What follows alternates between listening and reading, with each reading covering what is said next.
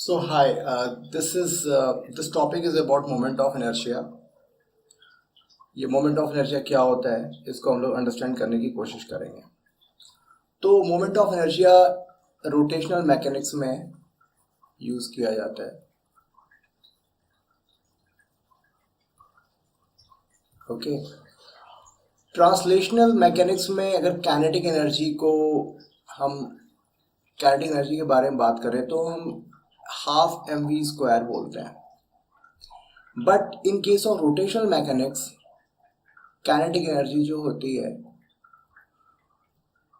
वो half I omega square होती है। ठीक है, तो व्हाट इज आई देन? तो इसको थोड़ा समझने की कोशिश करते हैं। एक ऑब्जेक्ट है, मान लो कोई भी ऑब्जेक्ट, जैसे कि रेगुलर शेप का या इरेगुलर शेप का भी हो सकता है, तो उसका हमें काइनेटिक एनर्जी जो है, रोटेशनल काइनेटिक एनर्जी हमें फाइंड आउट करना है। तो इंटरेस्टिंग बात ये होती है, मान लिया एक ऑब्जेक्ट हमने लिया, तो वाइल रोटेशन अलग अलग पार्टिकल्स की वेलोसिटी जो है ना वो अलग अलग होती है। तो यहाँ पर मान लिया पर्टिकुलर इस पॉइंट पर मान लिया एक ये एम आई है, जो कि आर डिस्टेंस पर या फिर एक्स डिस्टेंस पर है। तो इसकी वेलोसिटी मान लो वी आई है। तो इस पर्टिकुलर जो मास है, इसका काइनेटिक एनर्जी क्या होगा? काइनेटिक एनर्जी होगी half M I V I square. यहां पर ट्रांसलेशनल मोशन नहीं हो रहा, लीनियर मोशन नहीं हो रहा है, यहां पर रोटेशनल मोशन हो रहा है। तो इस केस में वी आई की जो वैल्यू होगी वो हमें पता है एम आई एक्स स्क्वायर और ओमेगा स्क्वायर। तो क्या होता है, v is equal to omega cross R होता है, यही होता है ना।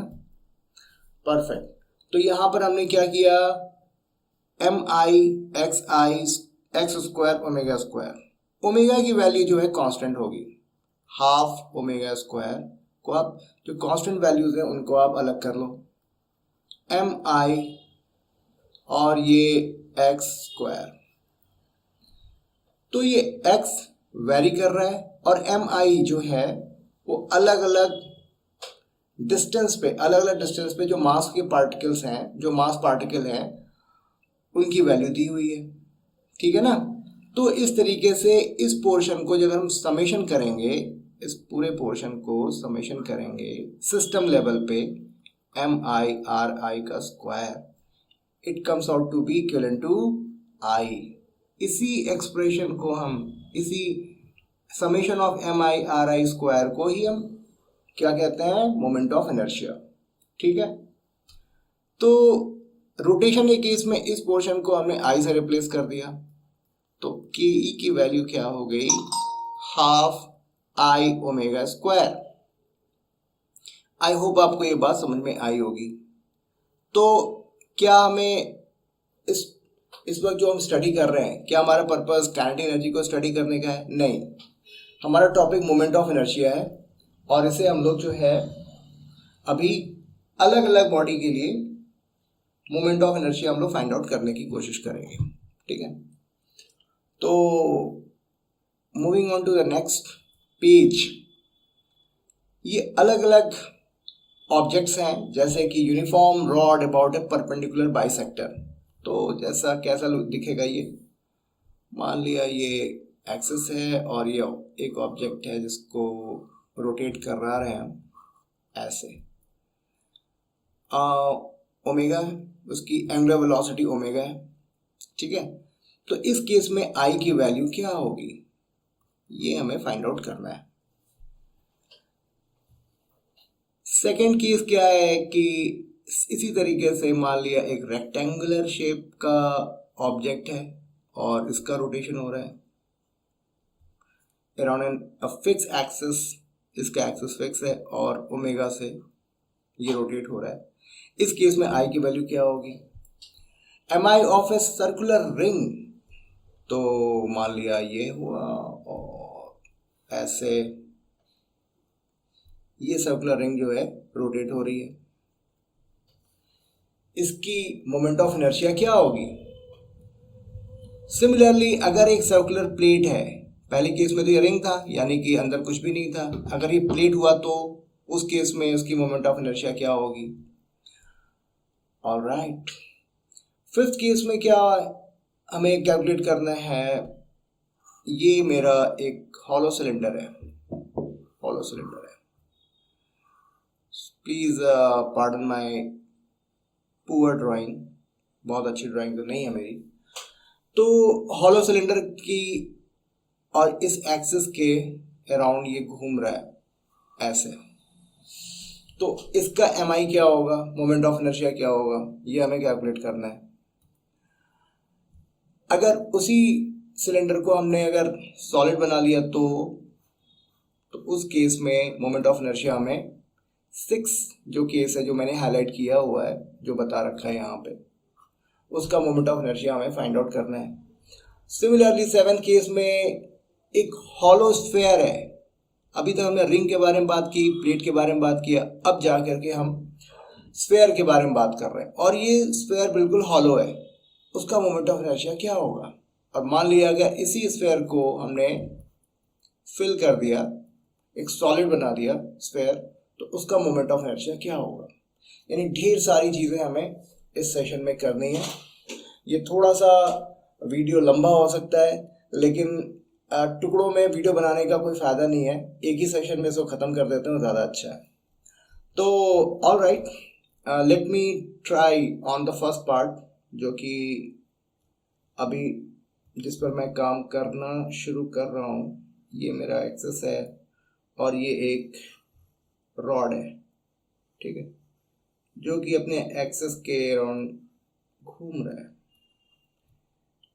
इस पॉइंट को अपनी कन्वीनियंस के हिसाब से इसको मैंने सेंटर मान लिया 0 0, और जो फारसेस्ट पॉइंट है ऑन द राइट साइड वो क्या हो जाएगा, L/2 0 हो जाएगा, और लेफ्ट साइड में जो फारसेस्ट पॉइंट है वो -L/2 0 हो जाएगा।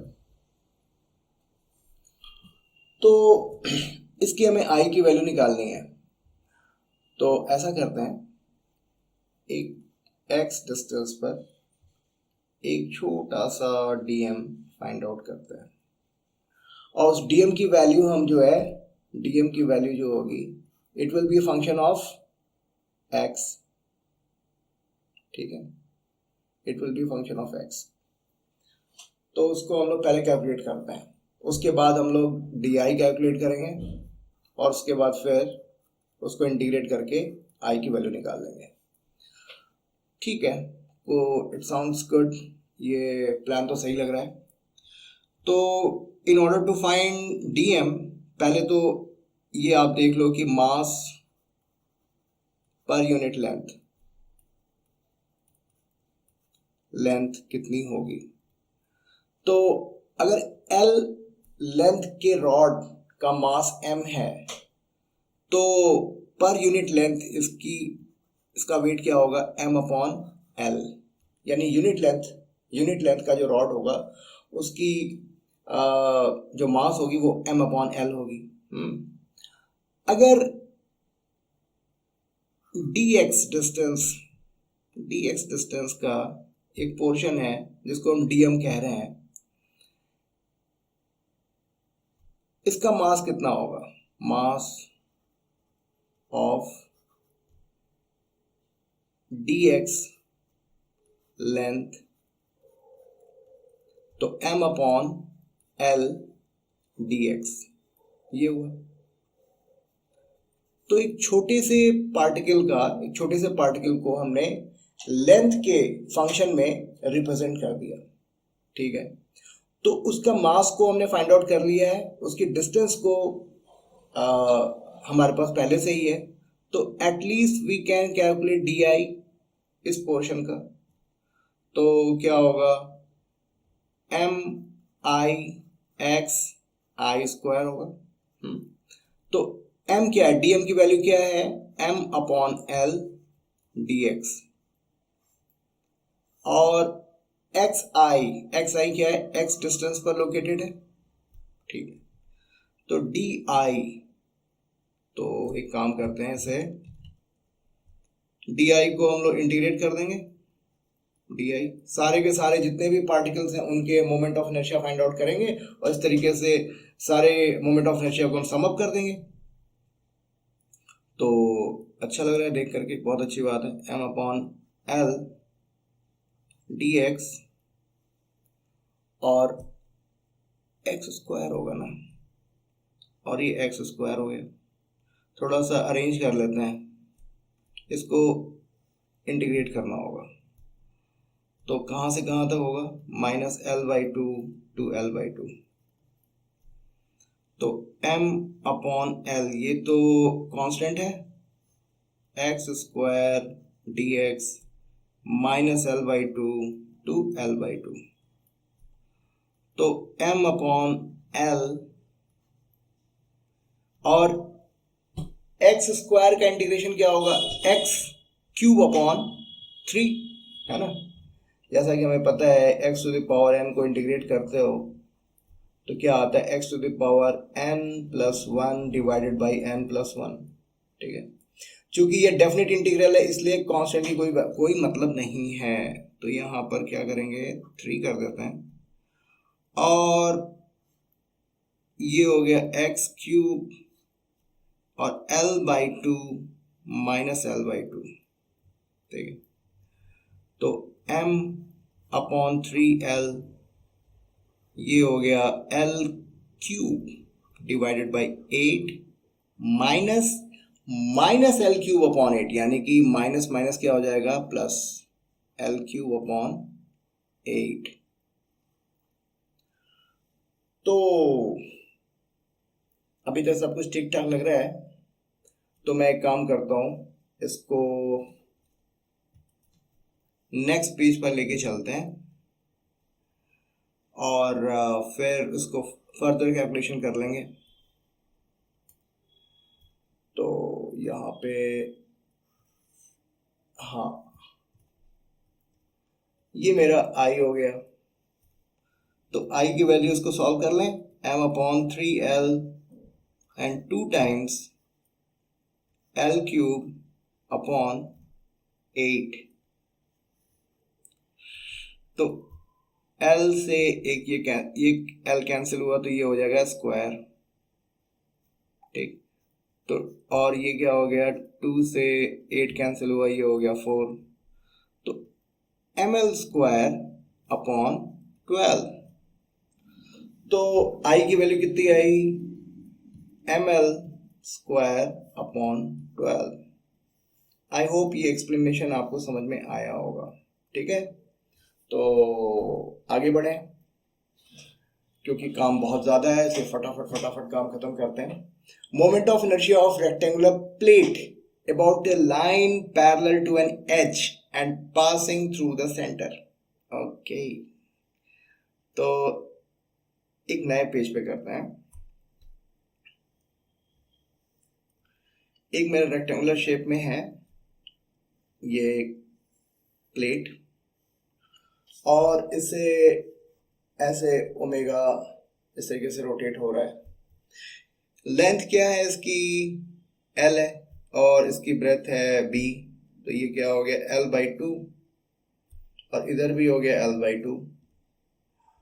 तो इसकी लोकेशन हो गई l/2 0, और इसकी जो लोकेशन हुई -l/2 0। हाँ, तो x डिस्टेंस पे हमने एक स्ट्रिप कंसिडर किया, ऐसा हमें करना पड़ेगा, हमारी मजबूरी है, एक पर्टिकुलर पॉइंट को कंसिडर नहीं कर सकते। तो ये मेरी dx डिस्टेंस पर है, इसके मास को हमें कंसिडर करना होगा, ठीक है। और फिर di निकालेंगे और फिर से इंटीग्रेट कर देंगे। तो यहाँ पे जो रेक्टेंगुलर शेप है, इसका मास यूनिफॉर्मली डिस्ट्रीब्यूटेड है, तो मास पर यूनिट एरिया में निकालना होगा। तो मास ऑफ रेक्टेंगुलर प्लेट जो है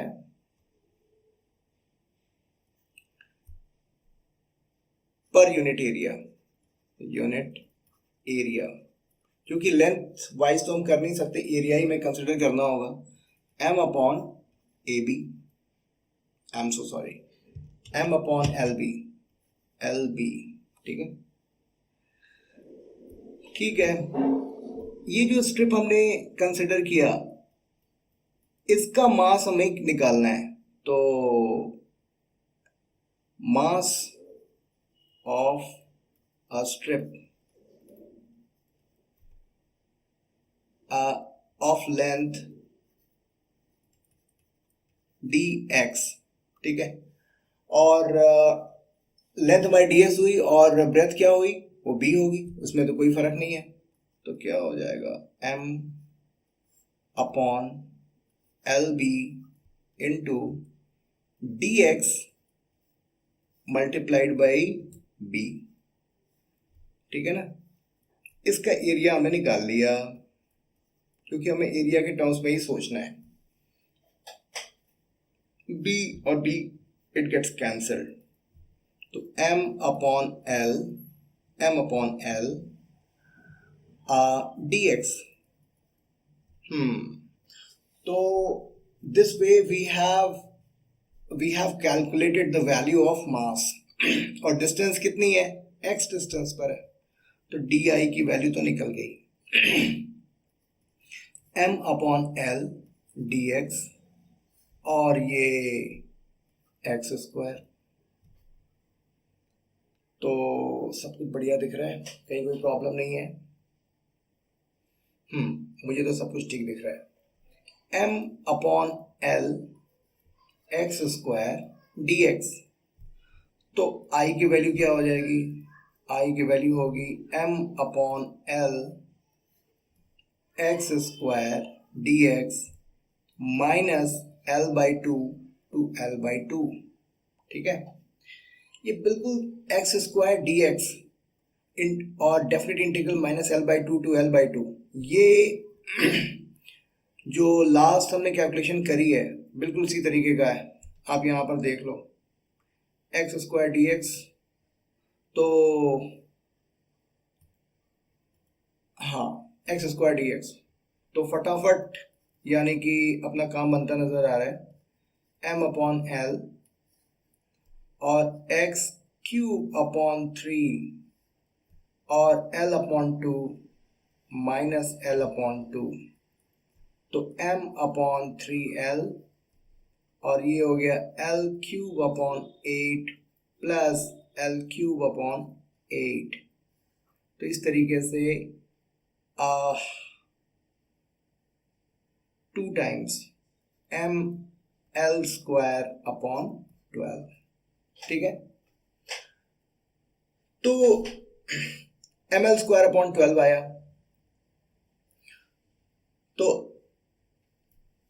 इस तरीके से अगर हम इसे रोटेट करा रहे हैं रेक्टेंगुलर शेप को, तो एम एल स्क्वायर अपॉन 12 आ रहा है। मान लिया अगर हम इसे इस तरीके से रोटेट कराते तो क्या होता, मतलब विड्थ के अराउंड जो है इस तरीके से रोटेट कराते तो क्या होता, ये b और ये l। तो कहने की जरूरत नहीं है, बहुत ही आसान है, आप l की जगह पर b लिख दो और काम हो गया। तो m b स्क्वायर अपॉन 12। ठीक है, तो इस तरीके से हमने दो स्ट्रक्चर्स जो हैं, एक सिंगल रॉड का हमने moment of inertia find out किया, और एक रेक्टेंगुलर शेप का जो एक ऑब्जेक्ट है उसका हमने moment of inertia find out किया। So let's talk about section 3, moment of inertia of a circular ring about its axis. तो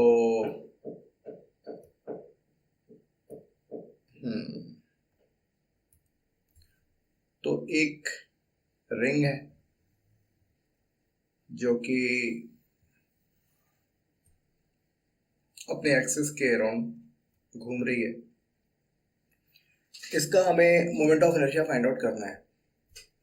तो आप गौर से देखो, इसके जितने भी पार्टिकल्स हैं, इसको मैं थोड़ा ऐसे कर लेता हूँ, ये सारे जो पार्टिकल्स हैं, ये सारे के सारे जो पार्टिकल्स हैं वो सेंटर से r डिस्टेंस पर सिचुएटेड है। मान लिया इसकी रेडियस जो है वो r है, ठीक है। अगर इसकी रेडियस r है तो सारे पार्टिकल्स तो r डिस्टेंस पर ही सिचुएटेड है। ओके, तो इसका मतलब ये हुआ कि डी आई की जो वैल्यू होगी, मान लिया एक पार्टिकल को मैंने पिक किया, तो एम आई आर स्क्वायर, और इसको अब कोई भी और दूसरा भी पार्टिकल होगा तो वो भी सेंटर से आर डिस्टेंस पर ही सिचुएटेड होगा। तो इसको अगर इंटीग्रेट करेंगे, हम इसे अगर इंटीग्रेट करेंगे तो चेंज क्या हो रहा है, सिर्फ अलग अलग पार्टिकल्स हो रहे हैं, बाकी सारे के सारे जो पार्टिकल्स हैं वो आर डिस्टेंस पर ही सिचुएटेड हैं। तो इसका मतलब आर स्क्वायर को हमने बाहर कर लेना है और एम आई, ठीक। तो I is equal to 1 to I is equal to n, ठीक है। तो इसको सिंपली आप ऐड करते चले जाओ, समेशन कर दो, तो क्या हो गया m, और सारे के सारे मास पार्टिकल को आप जब सम अप करोगे तो क्या आएगा, total mass of the ring, तो mr स्क्वायर आया। इतनी बात समझ में आई।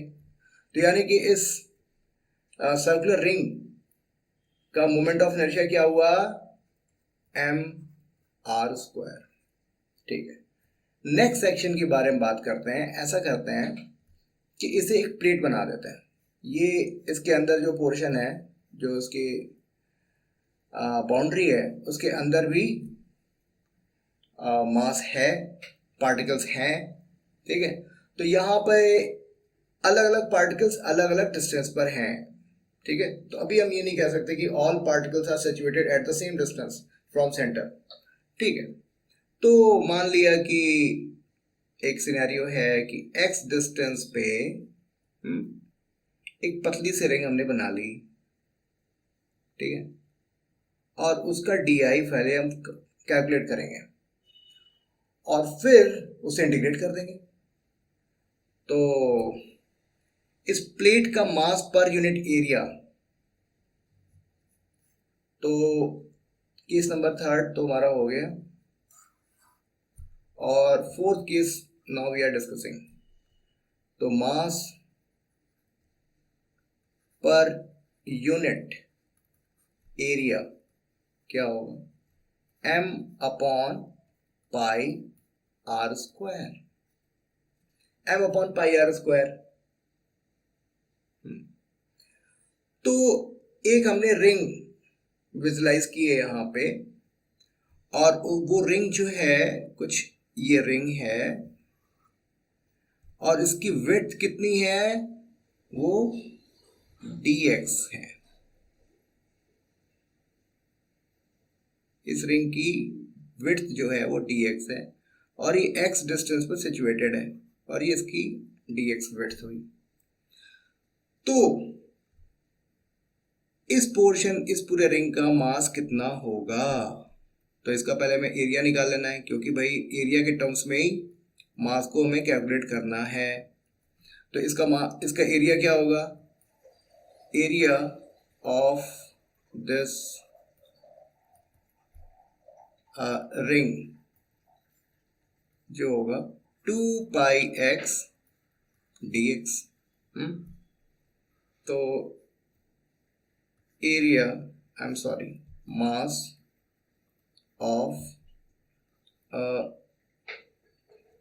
थिन स्ट्रिप जो हमने अभी विजुलाइज किया है, उसका मास क्या होगा, m upon pi R square 2 pi x dx। बड़ा आसान है, समझ में बात आई। पाई से पाई कैंसिल हो गया, 2m upon are square x dx। मास निकल गया और डिस्टेंस क्या है, x है, तो di की वैल्यू फटाक से आ जाएगी, di 2m upon are square x into X square dx। Perfect.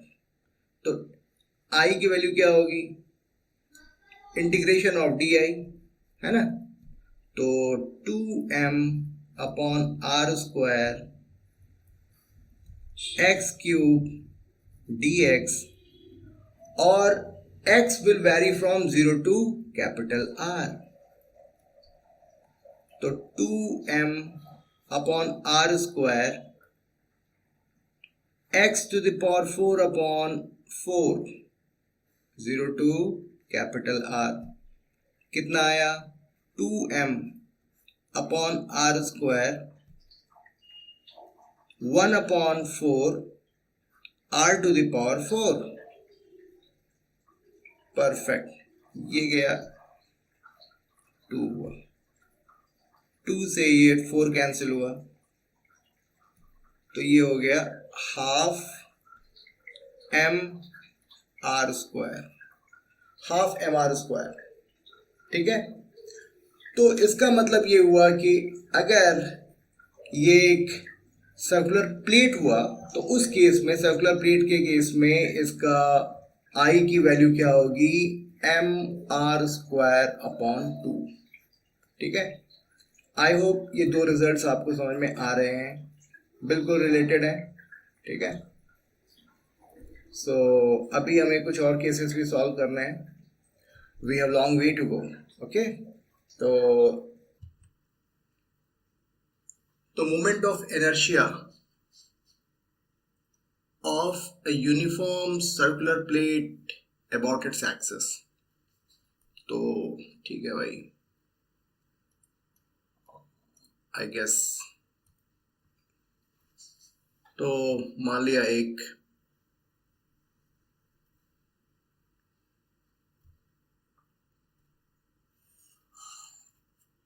ये मेरा एक हॉलो सिलेंडर है, ठीक है, और ये बिल्कुल अपने एक्सेस से रोटेट हो रहा है। तो बीच वाले पोर्शन जो है, ये वाला पोर्शन, यहाँ पर कुछ भी नहीं है, कुछ भी नहीं है, बिल्कुल ब्लैंक है, अंदर बिल्कुल ब्लैंक है। ठीक है, कुछ भी नहीं है, कुछ भी नहीं है, बिल्कुल हॉलो है। तो एक तरीके से आप ये समझ लो कि एक रिंग है और नीचे एक रिंग है, और दोनों के बीच, दोनों को हमने मिला दिया। ठीक है ना, तो इसका सिर्फ कर्व्ड सरफेस अपने पास है। अगर इस सिलेंड्रिकल सरफेस का मास m हो, तो let me show you the mass per unit area. तो मास पर यूनिट एरिया क्या होगा,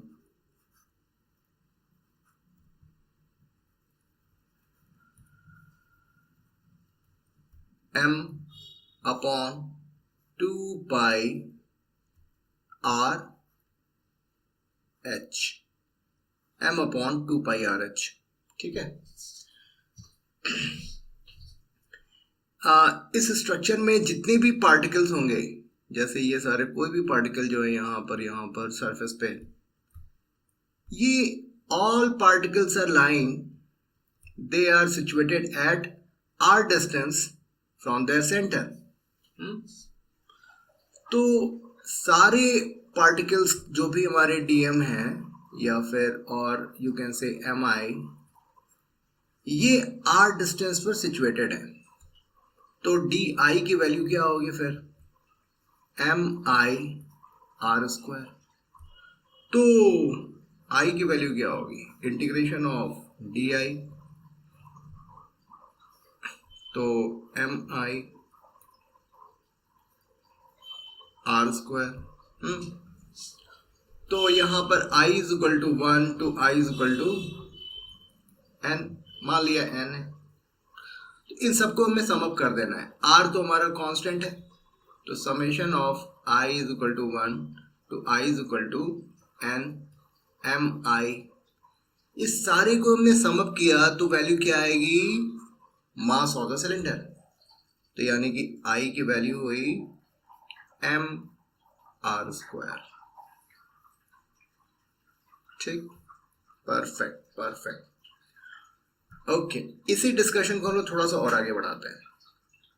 यानी कि हॉलो सिलेंड्रिकल सरफेस के केस में जो मोमेंट ऑफ इनर्शिया आएगा वो एम आर स्क्वायर होगा। अगर यही सिलेंडर सॉलिड हुआ तो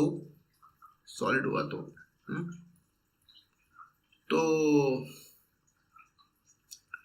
यानी कि अंदर जो स्पेस था वो सारे के सारे भरे हुए हैं और यहाँ पर यूनिफॉर्म मास डिस्ट्रीब्यूशन है। तो हमें we need to consider here mass per unit volume. तो m upon 2 pi, why 2 pi नहीं, पाई r स्क्वायर h। ठीक है, pi r square h। h क्या है, ये मेरी h हाइट है और r क्या है, ये रेडियस है। ठीक है, तो फिर हम क्या करते हैं कि एक x डिस्टेंस पे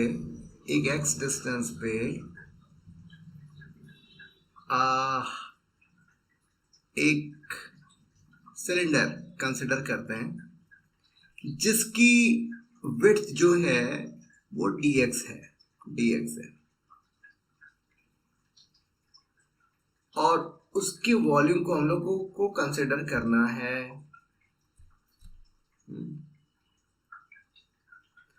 तो उसका वॉल्यूम क्या होगा, तो यानी कि इसका मतलब ये हुआ कि ये एक ऐसा सिलेंडर है जिसकी विड्थ हमारी dx है और ये x डिस्टेंस पर है।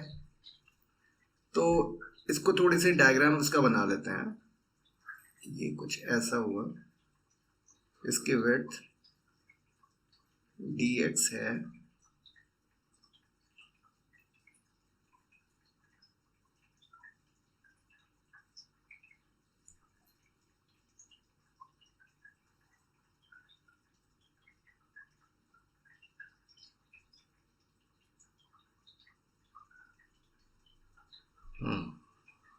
ठीक है, ऐसा कुछ हो रहा है।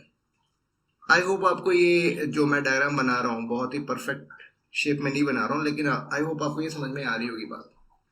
तो इसकी विड्थ जो है वो dx है और इसकी जो रेडियस है वो x है। तो इसका हमें वॉल्यूम निकालना है। तो volume of this thin cylinder, जो पतली सी जो सिलेंडर हमने बनाया है उसका वॉल्यूम क्या होगा, 2 pi x into h into dx। Am I right? 2 pi x इसका सर्कमफ्रेंस हुआ, उसको h से मल्टीप्लाई किया तो यानी कि कर्व सरफेस का एरिया हमारा निकला, उसको dx से मल्टीप्लाई किया तो dx से मल्टीप्लाई करके हमने उसका वॉल्यूम निकाल लिया। तो इसका now the weight of this thin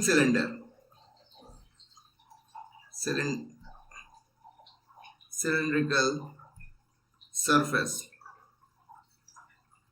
क्या होगा, m upon pi r square h 2 pi x h dx। Pi से पाई कैंसिल हुआ, h से h कैंसिल हुआ, तो वैल्यू क्या आई 2m upon are square, 2m upon are square, ये तो कांस्टेंट हो गया x dx। Perfect perfect.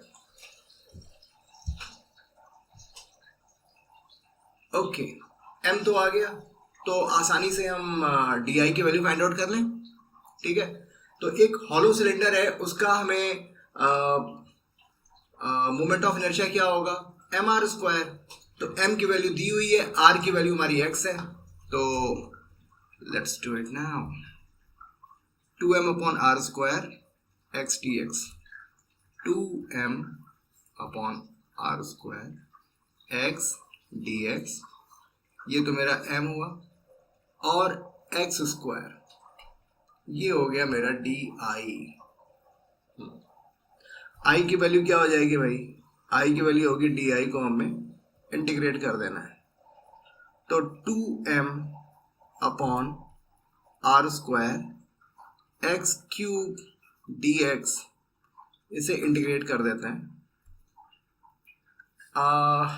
0 to r, 0 to r, 2m upon are square x to the power 4 upon 4, 0 to r, तो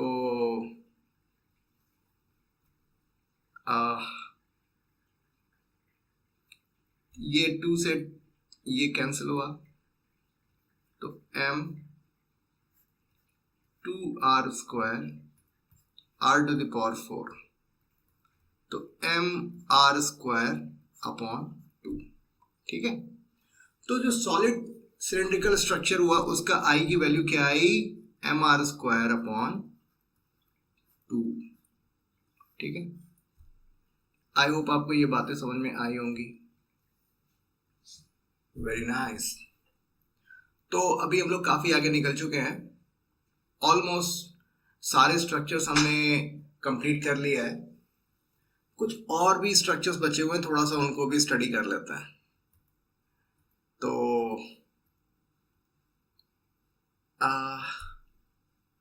ये तो हो गया M R square upon 2i। Moment of inertia of uniform hollow sphere about its diameter. तो एक काम करते हैं, एक हॉलो स्फीयर है, इसके बारे में बात करनी है हमें। तो स्फीयर जो है रिंग नहीं है, स्फीयर है। तो मास ऑफ स्फीयर कितना आया m है, और सरफेस एरिया क्या है 4 पाई आर स्क्वायर। ठीक है, तो ठीक है, एक काम करते हैं, एक ये थीटा एंगल पे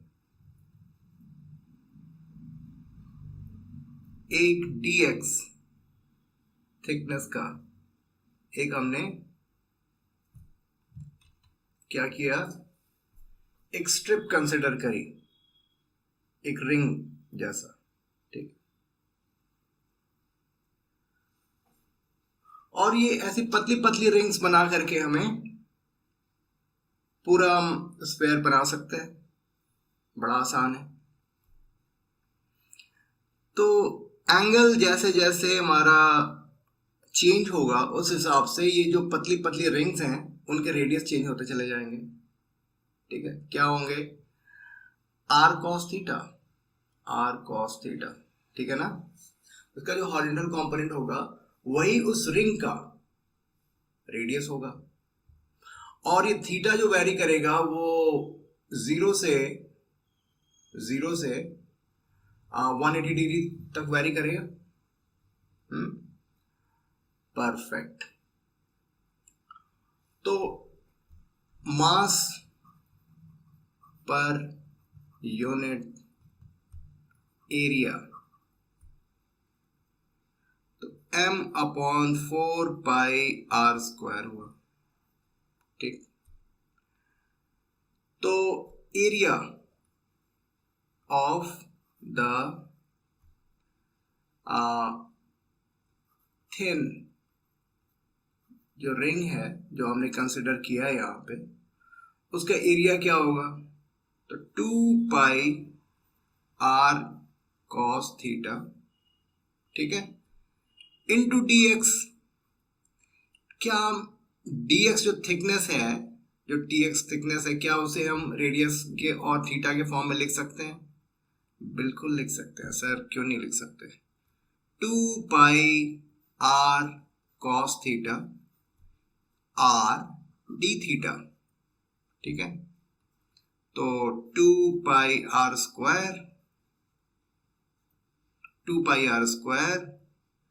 और cos थीटा d थीटा। ये हमने एरिया निकाल लिया। अब एरिया निकाल लिया तो इसका हमें मास में निकाल लेना है, कोई प्रॉब्लम नहीं होगी। तो mass of this thin ring क्या होगा? m/4πr², 2πr² cos theta d theta.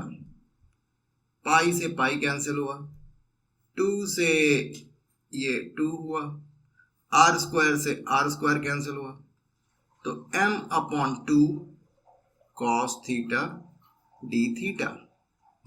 ये हमने मास फाइंड आउट कर लिया। ओके, और इसकी रेडियस क्या है? r cos theta. तो di की वैल्यू क्या हुई बताओ? m/2 cos theta into cos² theta d theta, ठीक है।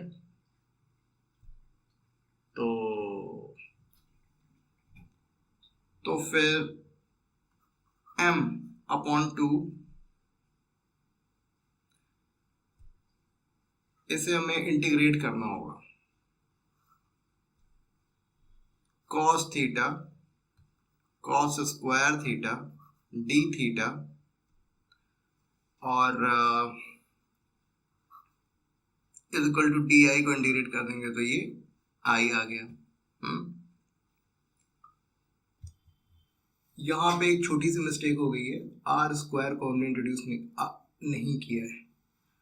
तो डिस्टेंस क्या है? r cos थीटा है ना, तो r² cos² थीटा हुआ, तो हमने cos² थीटा यहाँ तो लिखा है, लेकिन r² हमने सेपरेट आउट नहीं किया। ठीक है, तो अभी सब कुछ बढ़िया चल रहा है। अभी लोअर लिमिट और अपर लिमिट क्या लगाएं? तो आप ऐसा करो ना, देखो हमने यहाँ एक्सिस से एंगल थीटा कंसिडर किया है, तो यानी कि थीटा जो है 0 से 90 डिग्री अगर हम कंसिडर करते हैं तो ऊपर के सारे रिंग्स जो हैं कवर हो जाएंगे। सिमिलरली देखो यहाँ पर सिमेट्री है, जो ऊपर में जैसे ही केसेस हैं वैसे ही नीचे में भी केसेस बनेंगे। तो इसे हम ऐसे कर सकते हैं कि 0 to π/2 जो वैल्यू आएगी उस रिजल्ट को हम 2 से मल्टीप्लाई कर दें, और इस तरीके से टोटल i की वैल्यू हमारी आ जाएगी। तो यानी कि i की जो वैल्यू होगी twice of mr²/2 cos theta cos² theta d theta and 0 to π/2, ठीक है, 0 to π/2। तो ये मेरा 2 से 2 कैंसिल हुआ, तो mr² cos theta cos² theta d theta 0 to π/2।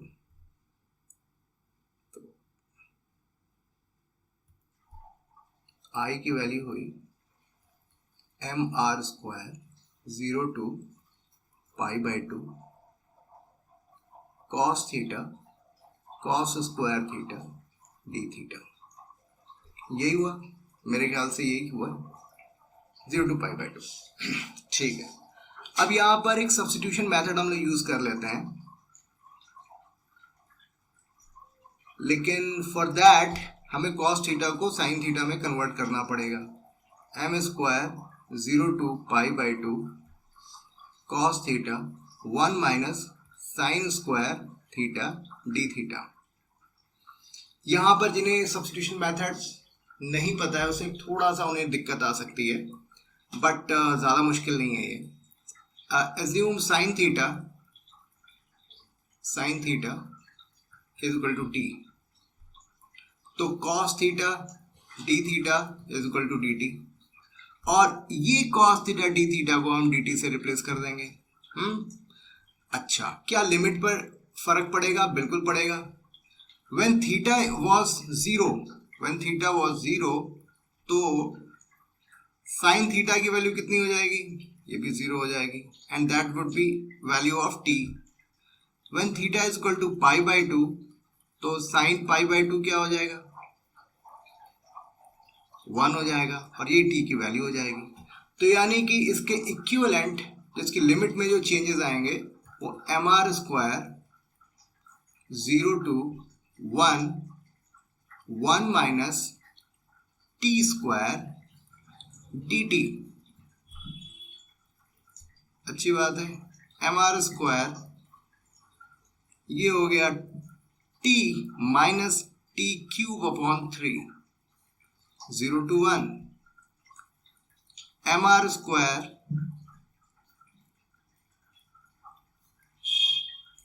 1 minus 1/3, तो कितना हुआ? i की वैल्यू 2/3 mr स्क्वायर। ठीक है, परफेक्ट। तो इस तरीके से हमने एक हॉलो स्फेयर का हमने मोमेंट ऑफ इनर्शिया कैलकुलेट कर लिया, 2/3 mr स्क्वायर।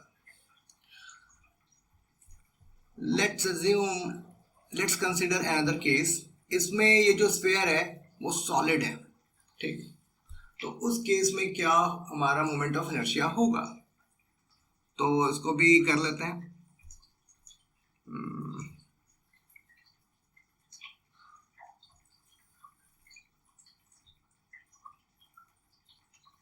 तो ये है, इसका मास हमारा m है, तो मास पर यूनिट वॉल्यूम हमें कंसीडर करना होगा क्योंकि ये सॉलिड स्फीयर है। Mass per unit volume m upon pi R square, ठीक है। इसको हमने x डिस्टेंस पे dx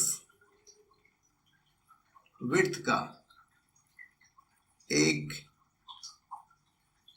स्फीयर, एक ऐसा स्फीयर जिसकी विड्थ जो है dx है, उसको हमने कंसिडर किया। इसकी अलग डायग्राम बना लेते हैं। ये मेरा ऐसे है और इसकी विड्थ बहुत ही पतली सी विड्थ हमने कंसिडर किया है, और ठीक है, ये मेरा क्या है, dx इसकी विड्थ है और ये x डिस्टेंस पे सिचुएटेड है। तो इसका वॉल्यूम क्या होगा, तो volume of this thin sphere, तो पाई एक्स स्क्वायर dx होगा। इसमें तो कोई प्रॉब्लम नहीं होनी चाहिए। तो mass of this thin sphere क्या होगा, m अपॉन पर यूनिट जो मास है, per unit volume mr square m upon pi R square.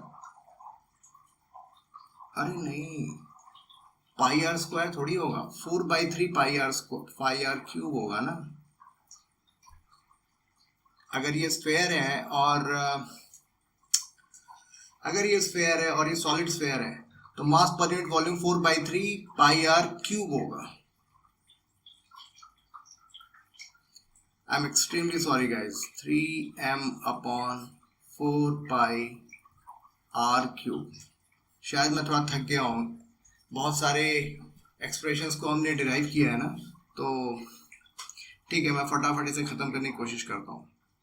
Volume of this thin sphere, तो इसका सरफेस एरिया क्या होगा, 4 पाई आर स्क्वायर होगा, 4 pi X square, 4 pi X square into D X, तो 3m/4 pi R cube, 3m/4 pi R cube into 4 pi X square D X. ठीक है, तो I guess अभी तो सब कुछ ठीक ठाक है। ये कैंसिल हुआ, अच्छा हुआ टाइमली हमने इस चीज को डिटेक्ट कर लिया। 3m/r cube x square D x, ये मास हमने निकाल लिया, अच्छी बात है। तो अभी हमने जो लास्ट स्टडी किया था कि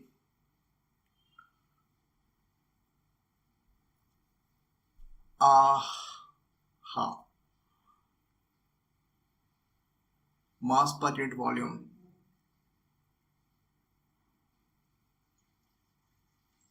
तो 3m/r cube x square D x,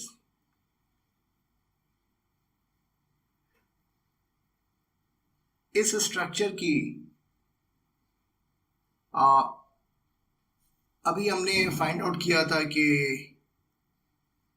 2/3 mr square, 2/3 mr square जब ये हॉलो है तो इसका मतलब ये हुआ कि ये भी हॉलो है, तो इसकी di की वैल्यू क्या होगी, 2/3 m, m हमने क्या निकाला, 3m/r cube x square dx,